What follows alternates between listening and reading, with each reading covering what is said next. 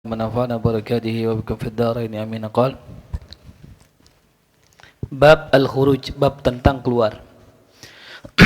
Setelah kita membahas tentang kemarin ya, tentang bagaimana kita membuang hajat-hajat kita, membuang kotoran ma'nawiyah wal hissiyah, dan kita melakukan taharah di dalam rumah kita, maka yang selanjutnya kita mesti lakukan kata Imam Ghazali adalah al-khuruj ya. Baru kita keluar. Jangan kita keluar dalam kondisi ya menahan buang air. Ya. Karena sholat dalam kondisi menahan buang air hukumnya makruh. Ya. Menahan apa aja? Hakin, menahan kentut, menahan kencing, ya, menahan buang air besar itu dihukumi makruh. Ya. Apa maknanya? Ya. Kalau kita belum beres dengan urusan kita, ya, jangan menuju hadirat Allah. Jangan masuk ke dairatullah.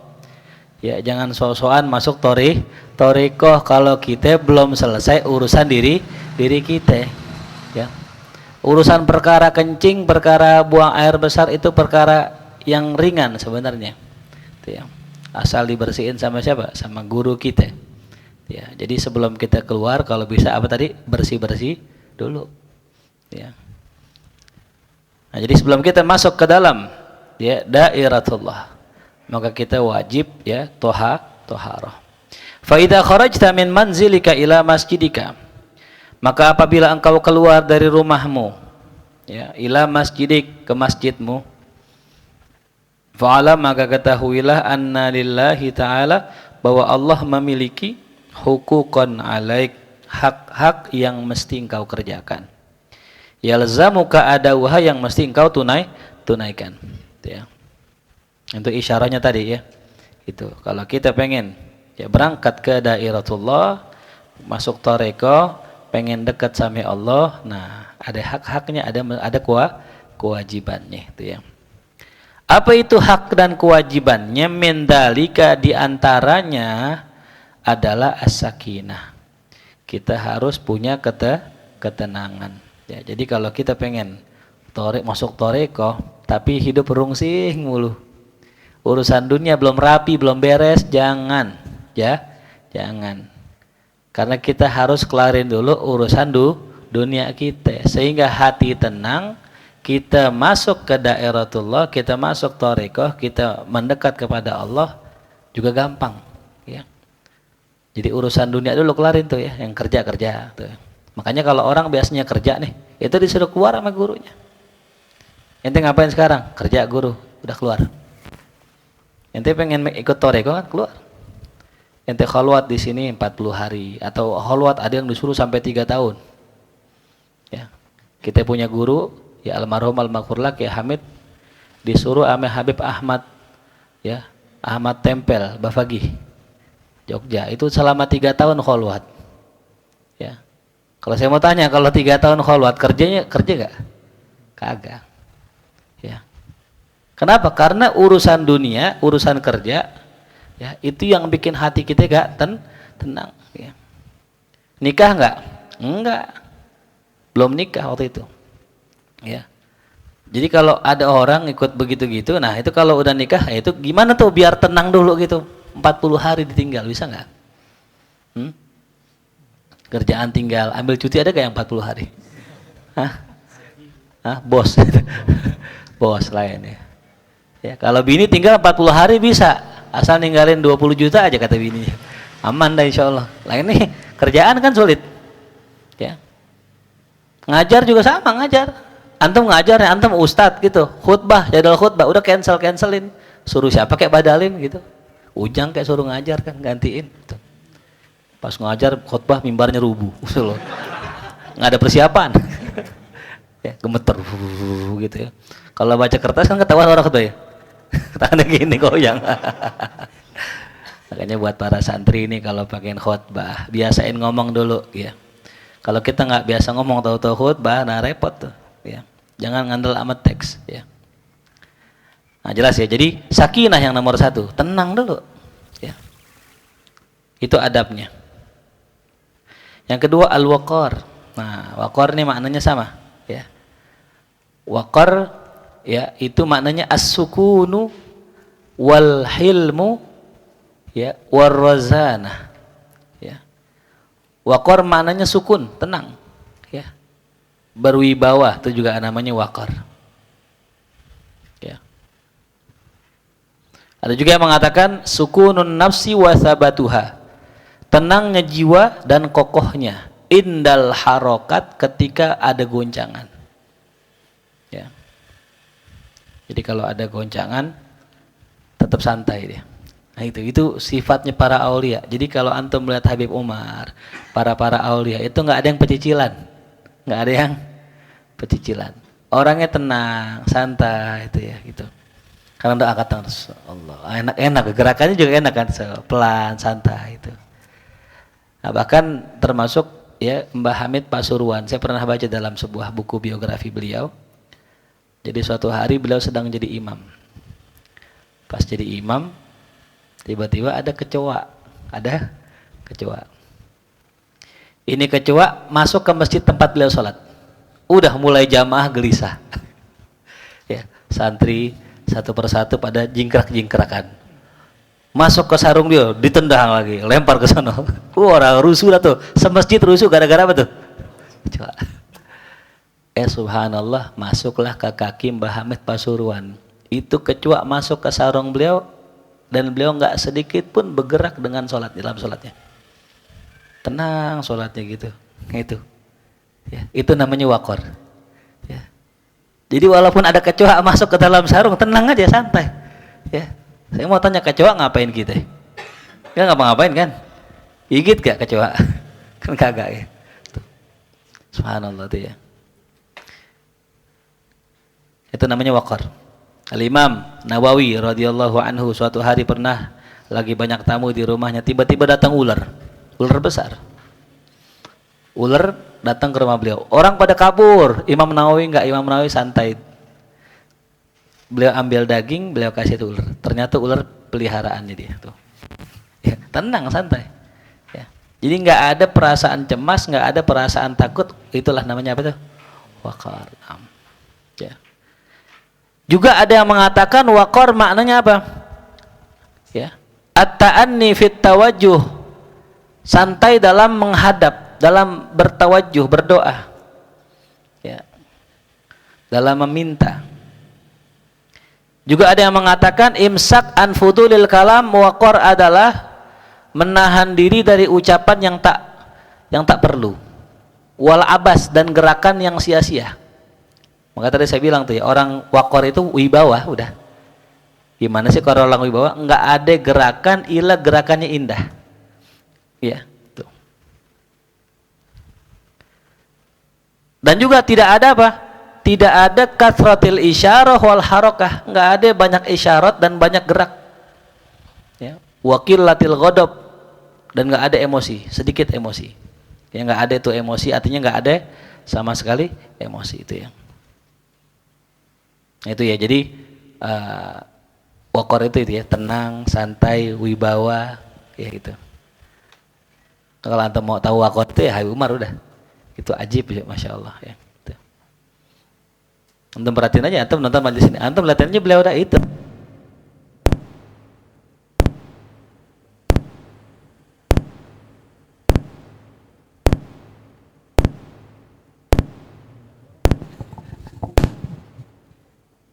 Hah?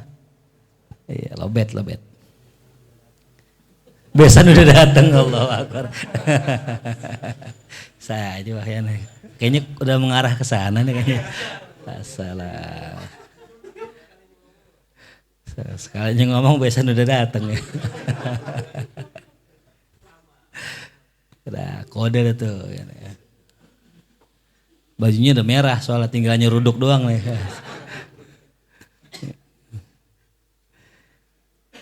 Yang ketiga, wal i'tibar bi khalqillah barrihim wa fajirihim. Ya. Dan yang ketiga adalah dia itu i'tibar, ya. Mengambil ibrah terhadap makhluk Allah, baik yang baiknya wa fajirihim atau orang buruknya. Tuh ya. Jadi dia. Jadi pandangannya para aulia, pandangan orang-orang soleh, pandangan para arifin, sebagaimana judul kitab kita, Minhajul Arifin, jalannya orang-orang arif, itu pandangan mereka itibar.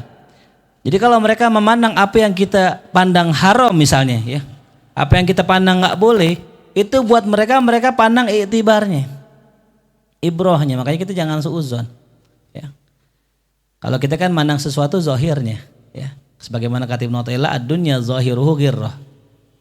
Dunia itu zahirnya ghirrah, tipuan. Wa batinuha ibrah, batinnya iktibar, pelajaran. Itu dunia. Ya, dunia zahiruha ya ghirrah. Ya. Dunia itu zahirnya tipuan. Wa batinuha ibrah. Adapun batinnya, dalamnya adalah pelajaran. Siapa yang mandang luarnya faqad halak, dia sengsara, dia hancur binasa. Dan siapa yang mandang dalamnya, maka itu orang akan mendapatkan ilmu. Ya.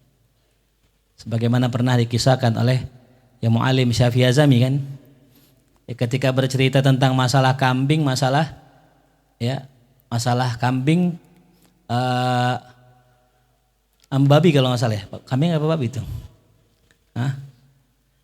Kambing babi ya? Ada yang ingat gak kisah beliau? Kambing sama apa? Sama anjing. Oh ya, kambing sama anjing. Itu ya.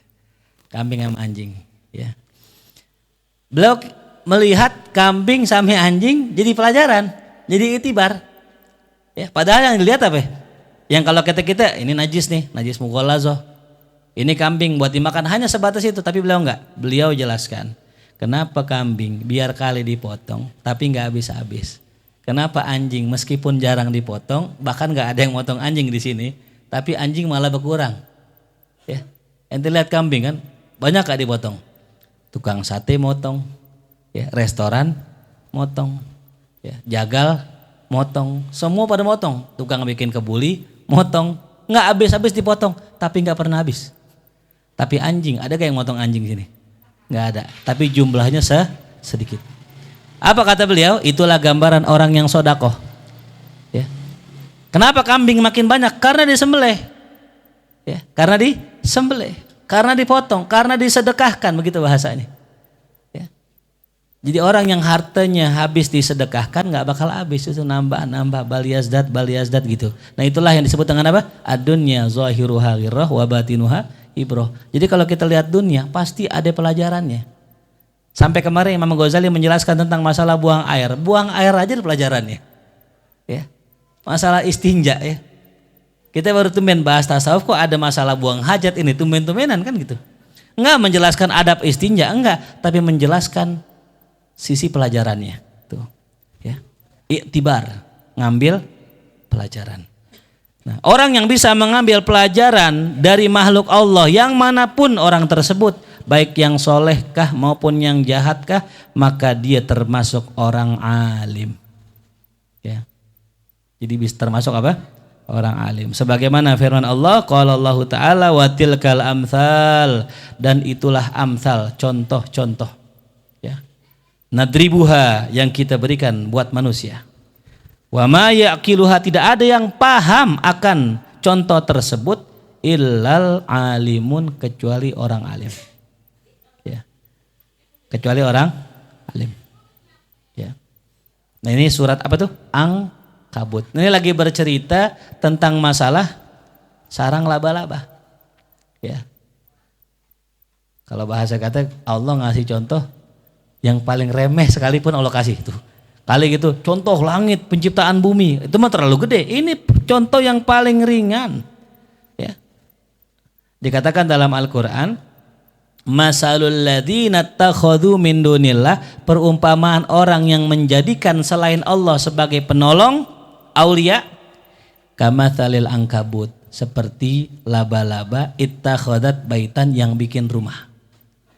Wa inna ahwanal buyut la baitul ankabut, sungguh rumah yang paling lemah adalah rumahnya laba-laba. Laukanu ya'lamun. Ya. Antum bayangin ya, kita ini masing-masing orang, ada yang pengen kawin, ada yang pengen dagang, ada yang pengen hajatnya sukses, ada yang pengen urusannya lancar, bersandar kepada Allah. Jangan nyandar sama makhluk. Ya. Meskipun tuh makhluk kaya, meskipun dia hebat, meskipun nggak bakalan beres urusan kita. Orang yang bersandar kepada selain Allah, maka perumpamaannya kayak orang kayak bersandar di rumah laba-laba. Ya. Cuman dibeginiin doang, rusak tuh rumah. Ya. Innallaha ya'lamu ma yad'una min duni min syai'in wa huwal azizul hakim. Sungguh Allah tahu ya apa saja yang orang-orang seru selain Allah. Allah tahu nih, kita kadang-kadang mungkin di hati kita terbetik nama selain Allah. Mungkin selama ini ada, Allah tahu kita kadang ada, mungkin nauzubillah misalnya jangan sampai ada di antara kita yang pergi ke dukun, ke orang pinter, cuman pengen mendapatkan apa yang kita mau. Ada gak yang begitu? Di sini sih insya Allah enggak ya. Tuh. Lagi malam-malam dapat WA, tahu-tahu diputusin. Ya, cukup sampai sini saja, dia katanya. Penasaran nggak dia? Kok tahu-tahu mutusin nih? Ditanya Google nggak tahu. Google nggak tahu deh. Akhirnya datang lah. Satsulai punya kenalan orang pinter nggak?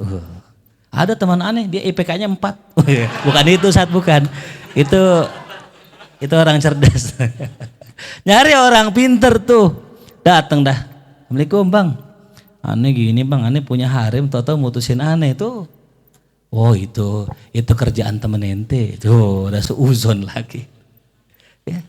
Allah tahu tuh yang begitu-gitu tuh. Ya. Nauzubillah. Wa tilkal amsalu nadribu halin nas. Itulah contoh yang kami berikan pada manusia. Apa itu? Jadi tadi contoh ankabut. Wa ma yaqiluha illal alimun. Maka enggak ada yang bisa memahaminya kecuali orang alim tuh ya.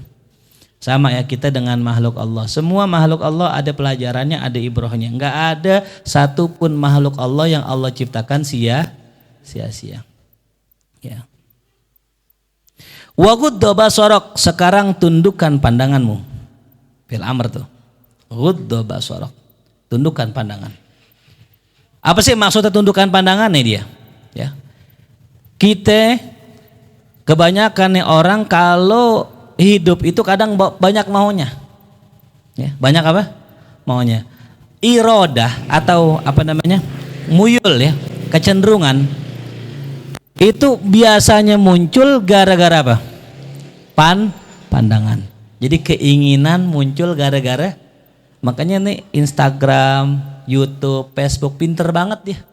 Ini Instagram cerdas nih, punya algoritma. Jadi kalau kita buka Instagram, itu pasti yang muncul di beranda kita yang biasanya kita pengen cari. Tuh, muncul tuh Jakarta terkini. Wah, Persija nih tuh. Menang berapa tadi?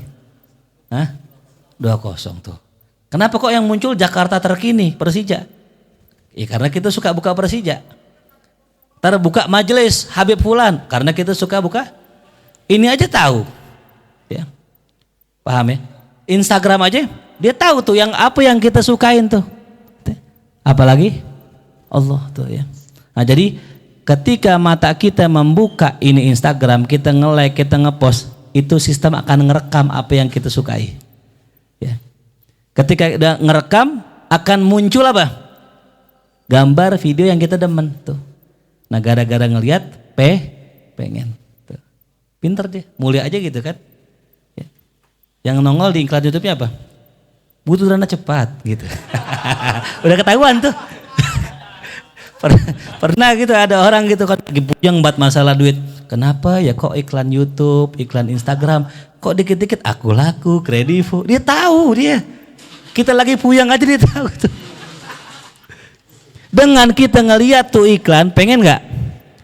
Maka bagaimana caranya biar kita nggak pengen? Ghaddo basarok, tundukin pandangan kita. Ya. Jadi kalau kita pengen keluar rumah, ya syaratnya apa? Godol basor. Gitu ya. Maaf ya, banyak orang selingkuh tuh gara-gara itu. Ya. Dia merasa rumput tetangga lebih indah daripada rumputnya sendiri. Tuh. Gara-gara apa? Nadhrah, pandangan. Ya. Makanya siapa orang yang menjaga pandangan dari yang haram, dari yang bukan dihalalkan buat dirinya, dari selain istrinya, Allah kasih kenikmatan sama istrinya. Tapi kalau dia itu nggak menjaga pandangannya, dia lepas tuh pandangan, bebasin tuh pandangan kepada selain istrinya, maka istrinya nggak nikmat lagi dirasanya. Ya. Nah, Imam Ghazali perintahkan wa ghudda basaraka an nadharil ghafla, tundukkan pandanganmu dari pandangan lalai dan syahwat. Ya. Pandangan ghaflah dan pandangan syahwat. Apapun itu, ya, mau sifatnya karomah, tundukin pandangan kita. Ya. Kenapa sih orang pengen jadi orang kaya? Karena dilihat orang kaya hidupnya enak. Sekarang kalau orang kaya pada ketangkap KPK mau nggak ente? Yang kan lagi pada ketar-ketir nih, ya. Kita doain semoga orang-orang baik menang, insya Allah. Ya, biar orang-orang yang jahat, yang korupsi, yang koruptor biar mati di penjara. Cuman dalam keadaan iman, insya Allah. Biar surga-surga juga bareng kita, itu ya. Jelas paham ya? Jadi kebanyakan apa yang kita lihat dari dunia ini kita ketipu. Makanya kita pengen jadi kayak mereka, padahal mereka nggak pengen seperti itu. Kayak para aulia. Para aulia, kita kan pengen ngelihat wali karena karomahnya. Padahal wali sendiri nggak pengen itu gitu. Ya. Nah itulah tundukkan pandangan kita. Wa absyis salam dan tebarkanlah salam. Mubtadi'an wa mujiban, dengan memulai dan menjawabnya. Ya. Jadi kalau kita keluar rumah ngapain? Tebarkan salam. Ya. Ibadur rahmanil ladzina yamshuna 'alal hardi auna. Ya. Jadilah hamba Allah, yang mana hamba Allah itu adalah orang yang kalau jalan di muka bumi tawadu. Ya. Fa idza khatabahumul jahiluna qalu, kalau orang-orang bodoh, orang-orang lemah akal ngatain dia, dikatakan salam. Baik aja udah, selamat aja udah. Ya. Jadi ya orang yang kayak gini kalau keluar rumah udah sebagaimana Al-Imam Ali Zainal Abidin kan dikatakan anta fasik, anta fajir, anta munafik. Kalau kita dikata gitu kita ngamuk. Ya. Minimal kita cok selam nih.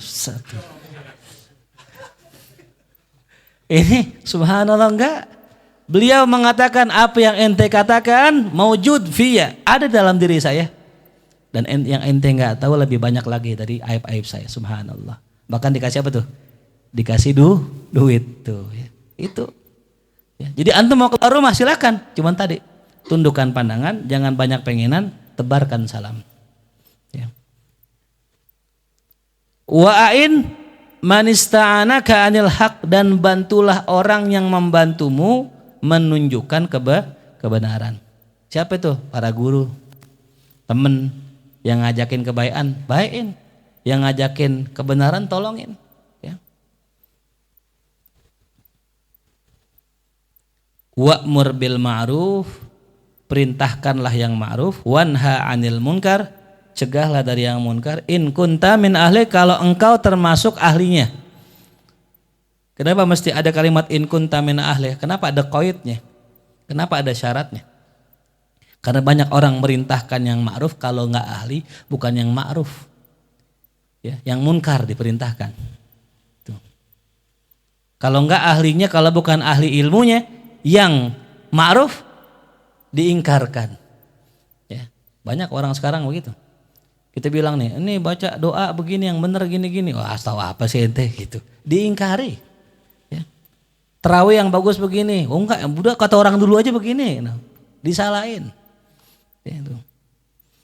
Makanya in kunta min ahli, jikalau engkau termasuk ahlinya. Ya.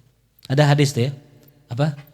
Man ra'a minkum munkaron falyughayyir biyadi. Siapa yang melihat kemungkaran rubah dengan tangannya. Wa illam yastati habilisani wa illam yastati habikalus. Pernah saya jelaskan dulu ya, maknanya apa? Siapa yang pakai tangan? Penguasa. Siapa yang pakai mulut? Ulama. Siapa yang pakai hati? Nah, kata ulama sufi, yang pakai hati justru para sufi. Ya. Wa illam yastati fa biqalbi. Ya. Titik sampai sini. Titik sampai sini. Ya. Kenapa dikatakan merubah kemungkaran dengan hati yang kemarin saya bahas? Ya. Ketika dia nggak redo dengan satu perbuatan, hatinya nggak senang, Allah lihat hatinya nggak senang, Allah rubah kemungkaran itu. Karena Allah pandang hatinya soalnya. Gitu. Sebab kalau diingkari perbuatannya bisa jadi dia mengerjakan perbuatan yang lebih buruk. Ya. Sampai dalam kitab Tanbihul Muqtarin ada seorang sufi, dia nggak mau salam, nggak mau ngucapin salam. Ketemu orang nggak mau salam, ketemu orang nggak mau salam. Bingung nih, kok ustadz, kiai gitu, Syekh, kok kalau ketemu orang nggak pernah salam, masuk rumah nggak pernah salam. Ya, mungkin kita agak sedikit bingung kan, sunnah Rasulullah salam. Ya, ditanya, Syekh, kenapa kau nggak pernah ngucapin salam manakala engkau ketemu sama orang? Apa jawabannya? Saya takut ketika saya salam, gara-gara saya orang itu mengerjakan kemaksiatan. Apa itu? Tarkus salam, tarkul jawab salam. Mengucapkan salam sunnah, jawabnya apa? Wajib. Gara-gara saya salam, dia nggak ngerjain wajib, dosa nggak dia? Siapa gara-gara siapa dosa? Nah itu. Ya. Mafhum jelas? Ya. Jadi cara untuk amar ma'ruf nahi munkar itu punya ilmu. Makanya dikatakan Imam Ghazali, in kunta min ahli, nggak sembarangan. Dan kita kalau pengen amar ma'ruf nahi munkar, ilmunya satu. Ya, kata Imam Suyuti dalam kitab Asybahun Nadzair, kalau kita mau nyuruh atau mau ngelarang harus yang muttafaqun alaih. Ya. Tidak boleh kita ingkar terhadap suatu kemungkaran kalau kemungkaran itu masih khilaf. Ya. Kalau kemungkaran masih khilaf nggak boleh kita ingkari. Bismillahirrahmanirrahim.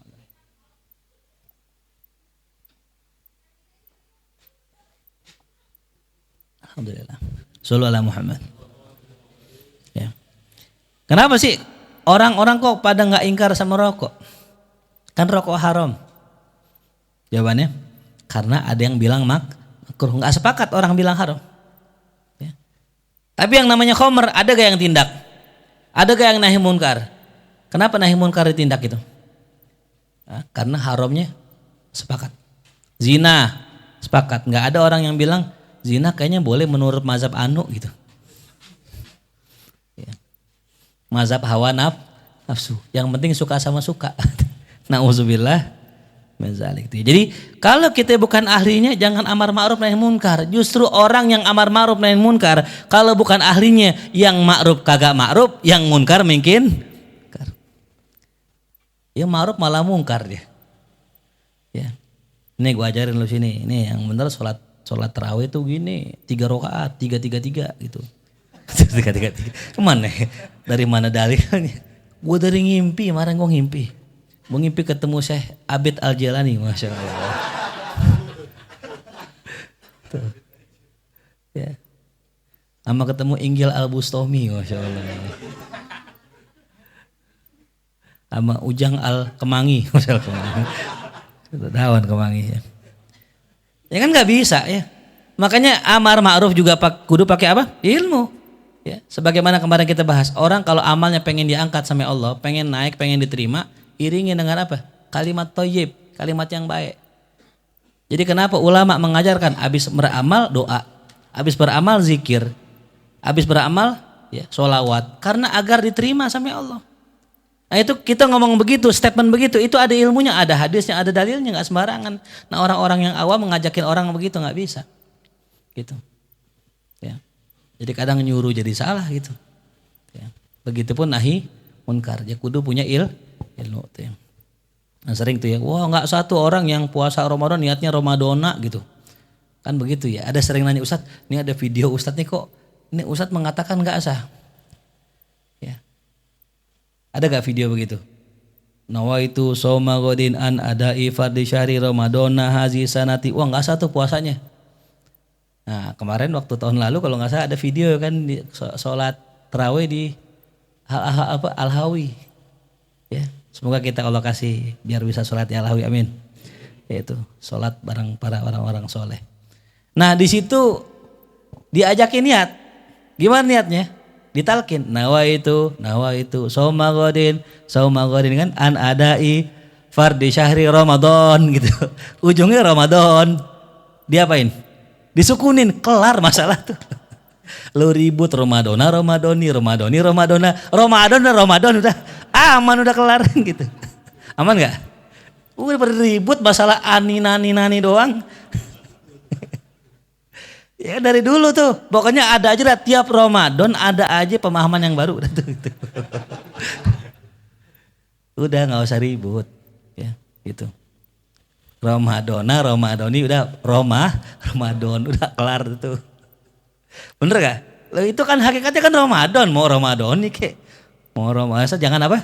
Maradona udah gitu. Jangan Maradona aja itu. Afum ya. Jadi kalau kita mau, itu kan termasuk nahi munkar leh. Ya, jangan baca begini yang begini salah, itu sebenarnya nahi munkar. Ya, karena ngelarang jangan baca kan nahi namanya. Karena yang dikerjakan munkar, salah gitu. Maka saya katakan dia yang baca Ramadona bener, yang Ramadoni bener, cuman bagusnya Ramadoni. Kalau mau aman Ramadan gitu. Ya. Paham ya? Tuh. Jadi ketika kita nahi munkar tapi nggak ngerti ilmunya, malah menimbulkan perbuatan munkar. Tuh. Ya. Ketika nahi munkar kita nggak paham ilmunya, malah menimbulkan perbuatan munkar. Contoh, ada orang salah di masjid, bacaannya salah. Gimana cara kita negornya? Kalau salahnya surat mending la tarawunnal jahim tsumma la tarawun. Emang ada rariru? Kan nggak ada, cuma di Padang doang kan. La tarawun kan jelas. Salahnya mesti kita bilangin nggak? Nggak mesti, karena yang sunnah. Kalau mau bilangin silahkan, cuman siap-siap mental aja digeprak kayak sorban itu imam. Imam galak lagi. Nah kalau yang salah yang wajib baru kita bilangin. Cuman bilanginnya juga udah ngerti ilmunya. Itu. Makanya biasanya gitu. Orang di masjid. Kenapa sih mesti ngundang penceramah di luar coba ya? Pernah gak ente mikirin deh? Padahal contoh. Kayak Ibu Sairi. Alim. Cerdas, pintar, Masya Allah. Kenapa sih mesti ngundang guru luar ya coba ya? Padahal beliau sendiri bisa gak ngajar?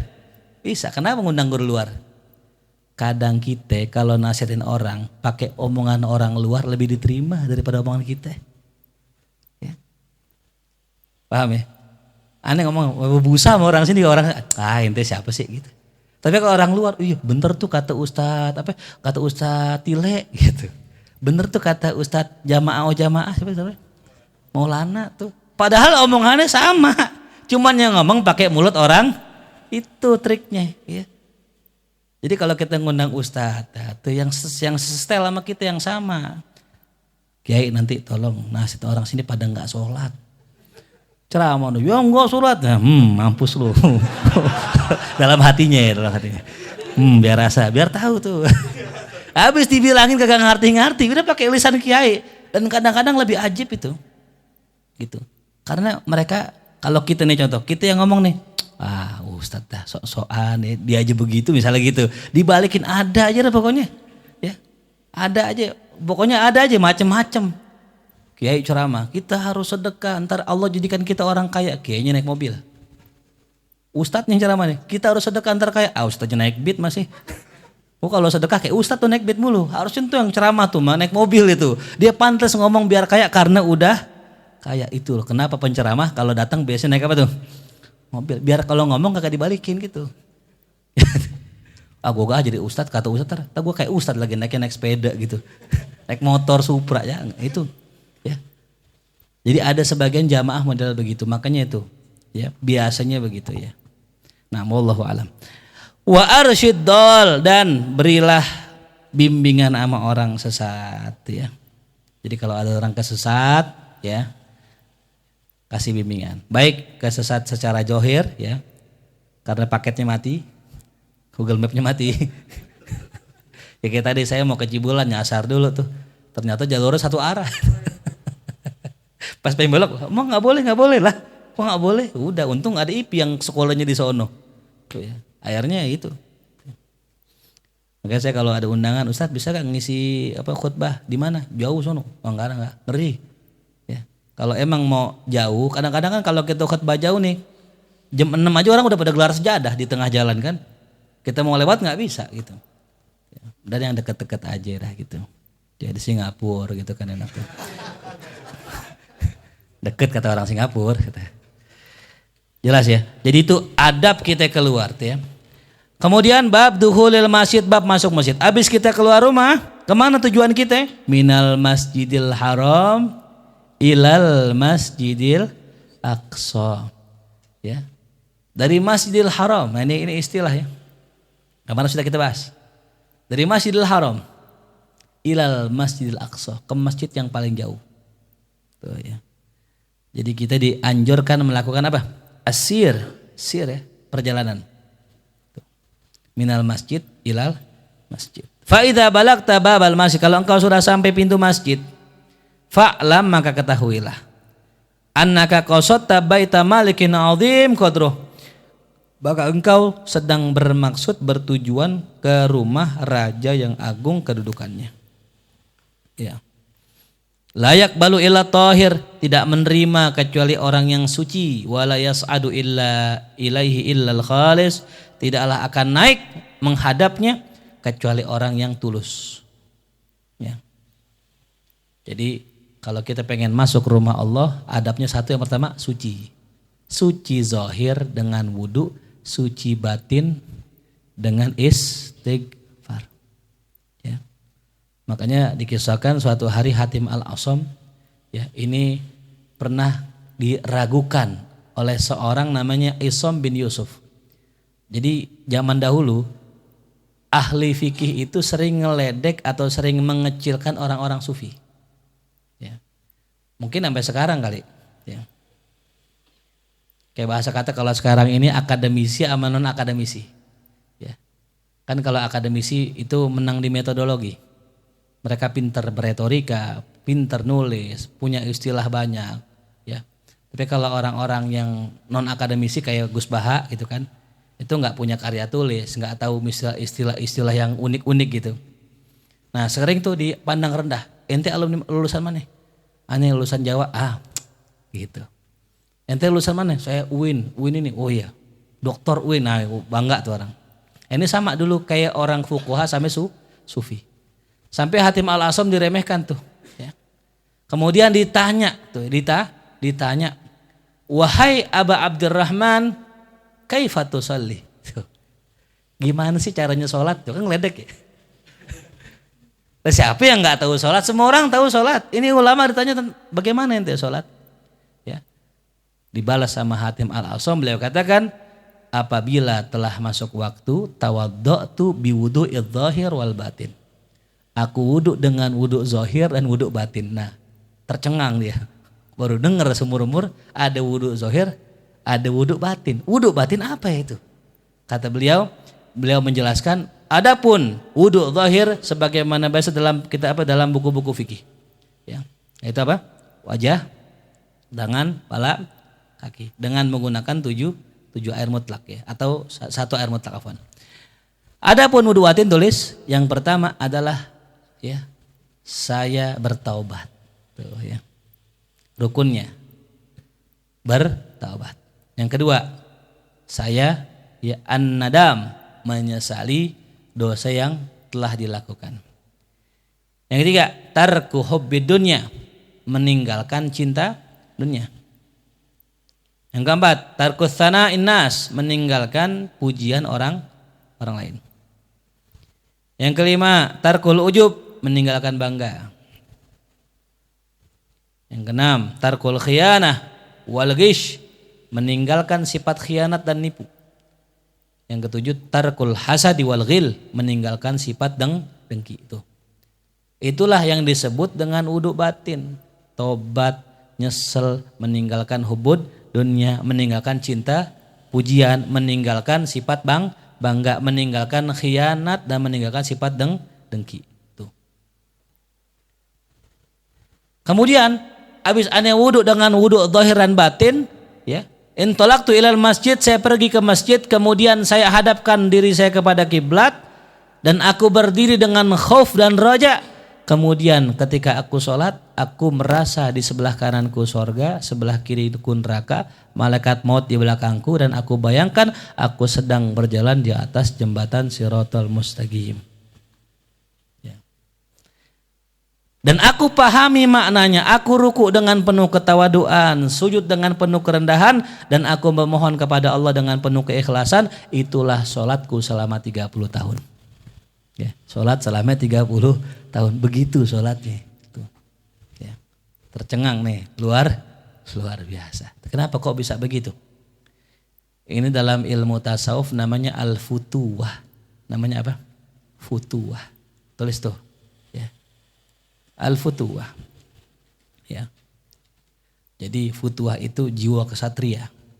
Ya, bahasa katanya fatah, pemuda. Ya, orang biar kali tua, kalau jiwanya muda semangat gak? Semangat. Kuat, luar biasa. Ada kisah nih luar biasa ya. Ada seorang pria menikahi seorang gadis. Ya. Sebelum menikmati malam pertamanya, dia lihat ternyata itu perempuan kena penyakit ya kayak cacar, sopak. Pokoknya badannya mohon maaf ya. Ya berpenyakit lah, badannya jelek. Ya. Karena dia kaget, dia katakan subhanallah. Ya. Tiba-tiba dia itu mengatakan mata saya sakit, mata saya buta. Habis ngeliat tuh aib seorang bininya di malam pertamanya dibilang mata saya buta. Ya. Kemudian istrinya terkejut. Ya. Akan tetapi lama-lama tuh suaminya nenangin dirinya. Padahal dia buta itu pura-pura. Karena nggak mau menyakiti perasaan bininya. Karena nggak mau bininya mentalnya down. Malam pertama pas buka baju ternyata kaget. Ternyata banyak apa? Aibnya. Tuh laki pura-pura buta. Dan itu berlangsung selama 20 tahun. Tuh laki pura-pura buta depan bininya agar tuh bininya kagak down mentalnya. Karena tahu si laki akan aib istrinya. Sampai bininya meninggal dia melekin matanya lagi. Tuh ya. Shallallahu alaihi Muhammad. Nah, ini namanya apa tuh? Futuwah. Ya. Kok bisa begitu orang bertahun-tahun begitu itulah ya. Ya. Futuwah. Ya. Jiwa kesatria seorang sufi itu ya. Kuat begitu. Ya. Sebagaimana Hatim al-Asam sendiri. Hatim al-Asam Masya Allah kan. Kenapa dinamakan al-Asam? Karena pura-pura tuli. Ya. Pas ke warung ada perempuan jaga warung kentut nyaring banget. Ada perempuan malu ya Allah. Denger dan nih. Kan cuman kentut doang kan ya. Kalau kita kan kita ketawain kan ya. Dis cakep doang kentut. Mana nyaring lagi. Ini kan enggak dia jaga perasaan tuh perempuan pura-pura budak. Bukan hanya pura-pura budak itu berlangsung selama bertahun-tahun sampai itu perempuan meninggal baru dia normalin lagi. Ya, jadi budaknya cuman pura-pura untuk menjaga perasaan. Ya Allah ya Rabbana tuh. Ya. Luar biasa tuh. Nah. Kemudian ya fa fakir fi nafsika maka renungkanlah dirimu. Man anta? Siapa ente? Waliman anta? Untuk siapa ente diciptakan? Wa aina anta? Kemana ente akan diciptakan tujuannya? Min ayyi diwanin yakhruj ismuka? Dari catatan mana nanti nama ente keluar? Ya. Ini pernah saya bikin tulisan dulu gitu. Man anta? Siapa kita? Kita ini siapa sih? Ya. Kita ini manusia. Terus liman anta, untuk siapa kita diciptakan? Untuk Allah. Ila aina anta, mau kemana? Ya. Mau kemana? Ke Allah. Ya. Jadi kita diciptakan oleh Allah, menuju Allah, kembali kepada Allah. Ya. Faiza istaslahta nafsak. Ya. Kalau engkau sudah memperbaiki dirimu, likhidmatihi untuk pantas melayani Allah, ya udah bisa nih, udah cocok nih, udah layak, fadkhul, masuklah engkau ke kerajaannya Allah, masuklah engkau ke masjidnya Allah, udah pantas. Siapa orang yang nggak boleh masuk ke dalam masjid? Ayo coba, siapa? Satu, junub. Mana junub? Hah? Mana junub? Ijtanib maknanya apa? Jauh. Gak pantas tuh orang masuk ke dalam masjid orang yang jauh dari Allah. Ya. Ini bahasa maknawinya ya. Yang kedua siapa? Hah? Sama head sama junub. Junub sama siapa lagi? Ada lagi? Nah, orang yang membawa Najis. Jangan bawa najis ke rumah Allah. Termasuk haid. Ya. Jadi kalau kita pengen masuk menuju Allah, jangan bawa tuh dua. Gitu ya. Deketin diri kita, pantesin diri kita untuk masuk ke masjidnya Allah. Ya. Fadkhul, maka masuklah. Falakal idnu wal aman. Kalau ente sudah layak, udah cocok, maka ente mendapatkan izin dan keamanan. Wa illa, jikalau tidak mampu untuk memperbaiki diri untuk pantas masuk ke rumahnya Allah, faqif, maka berhentilah. Wuqufa muttarin, dengan berdiri seperti orang yang sangat butuh. Jadi kalau bahasa kata kita nih ya, pengen masuk ke rumah raja, ke istananya raja, ditutupin pintu. Yang lain masuk, kita enggak. Kita mohon, sangat-sangat mohon kayak orang mendesak. Ya. Sekiranya itu orang ya in qata'at anhul hiyal wan saddat anhus subul, kayak orang yang udah keputus harapan dan tertutup semua jalan. Gimana tuh berarti? Ya udah mohon banget sama Allah. Kayak sama dah kita doa nih. Kita doa minta rezeki, minta apa? Minta bantuan sama Allah. Tapi di otak kita masih ada pikiran gini. Dia kali bisa nolongin kita. Itu enggak butuh-butuh banget sama Allah. Makanya orang ini yang mau lebaran, ya kan butuh duit banyak gitu kan, buat munggah lah ya. Buat munggah, bikin pampers apa? Pampers. Bikin hampers, bikin parcel, buat ke rumah guru-guru, ya kan? Makanya tuh ada trik tuh, kalau kita mau ke rumah guru nggak bawa tentengan, bareng-bareng ke rumahnya gitu. Ketahuan nyari gratisan. Kata Andi gimana? Hari ini alumni Sakopa nih bareng-bareng, nah ngamplopin kagak gitu ya tuh. Ya, itu kalau mendesak, kepepet banget nih. Jangan sampai nggak punya duit kagak lebaran. Ada yang begitu sampai ketemu lebaran lagi. Masih belum punya duit juga. Ya Allah, ya. Caranya bareng tuh ya. Nah, jadi orang yang meminta kepada Allah di saat nggak punya apa lagi selain Allah, udah pasti mantap sama Allah. Temen nggak ada, saudara nggak ada, duit nggak ada, tabungan nggak ada. Coba kalau masuk tabungan, doanya masih ya sekedarnya aja, gitu ya. Listrik udah bunyi kan, tit. Bini negor, yang listrik udah bunyi tuh, duit ada di ATM, doa ya sekedarnya aja, formalitas gitu namanya. Tapi kalau emang duit kagak ada, temen nggak ada, saudara nggak ada, nangis kita minta sama Allah, tuh ya. Apalagi pampers udah nggak ada juga pampers ya. Ya kalau listrik mending matiin lah pampers tuh. Makanan nggak ada, pampers nggak ada tuh, bini masya Allah jadi super saya deh, marah tuh. Faida alim Allah min qalbik iltija ilaih, apabila Allah tahu di hatimu ada sandaran kepada dirinya, ya adzana lak, maka dia akan mengizinkanmu. Tuh. Jadi kalau lo lihat ini hamba udah bener-bener nih, udah nggak ada lagi harapannya kecuali aku, kata Allah, Allah izinin. Ya. Fatakunu anta bila anta, maka engkau masuk kepada Allah, itu bukan lagi dirimu. Sekarang engkau bukan lagi dirimu, bukan lagi orang yang sama, udah beda. Ya. Orang yang masuk ke hadirat Allah, orang yang masuk ke wilayahnya Allah, bukan lagi dirinya yang semula. Ya. Contoh, jangan jauh-jauh dah. Kita punya teman SMA kita, dulunya begajulan, dulunya tukang maksiat. Terus nggak lama nggak ketemu, hijrah dia, ketemu lagi, beda nggak? Kayak bukan dia nih. Biasanya dia kalau nongkrong nih ngecengin orang mulu. Dasar garpu somai. Ada dasar tisu WC misalnya gitu, apa aja celutukannya ada. Pas udah hijrah diem nunduk baca zikir, beda gak? Fa anta ya fatakunu anta bila anta, udah bukan ente lagi udah. Tuh ya. Udah beda udah. Wallahu yarhamu abdah, dan Allah menyayangi hambanya. Wa yukrimu dhaifah, Allah memuliakan tamunya tuh ya. Orang yang masuk ke masjid Allah muliakan. Sekali lagi ini bukan masjid Nurul Ikhlas, bukan. Ini masjid apa tadi? Da'iratullah, orang yang masuk ke wilayahnya Allah. Wa yu'ti sa'ilahu, Allah akan kasih permohonannya tuh. Orang yang udah masuk ke wilayah Allah, bahasa kerennya jadi wali dah gitu. Ya. Masuk masjid maknanya apa tadi? Udah jadi wali. Gimana tuh? Tamunya Allah, wilayahnya Allah gimana? Jangan jauh-jauh dah ya. Antum datang ke markas gitu. Ya. Orang yang datang ke markas dijamu gak? Kalau tamu dijamu, dikasih minum, minta apa dikasih insya Allah. Apalagi siapa? Allah.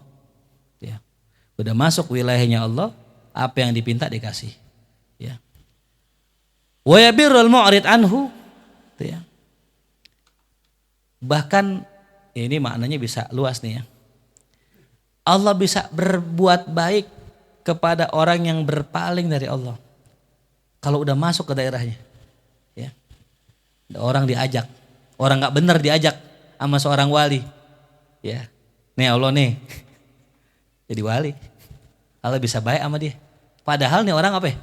Berpaling cuman gara-gara diajak sama seorang wali ke daerahnya, dapat juga deh. Yang kisah apa? Kisah ada seorang ada kumpulan wali, ada seorang maling masuk ke rumah seorang wali, ngumpet di kolong meja. Ya, siapa nih yang pengganti wali nih? Ini kolong meja aja tuh. Padahal maling kan gitu. Tapi jadi apa tuh? Karena berada di wilayah wali gitu. Ya. Fakaifal muqbil ilaih, orang yang berpaling aja, ya itu Allah baikin. Ya, apalagi orang yang menghadap kepada Allah. Tuh, subhanallah tuh ya. Orang yang berpaling aja Allah baikin. Dia maksiat, dia mukhalafat, Allah sentuh hatinya, Allah kasih hidayah tobat. Itu ame yang berbuat jahat ame Allah. Apalagi Allah sama yang baik itu ya. Wallahu alam bissawab. Fatihah. A'udzu billahi minasyaitonir rajim. Bismillahirrahmanirrahim. Alhamdulillahi rabbil alamin. Arrahmanir rahim. Maliki yaumiddin. Iyyaka na'budu wa iyyaka nasta'in.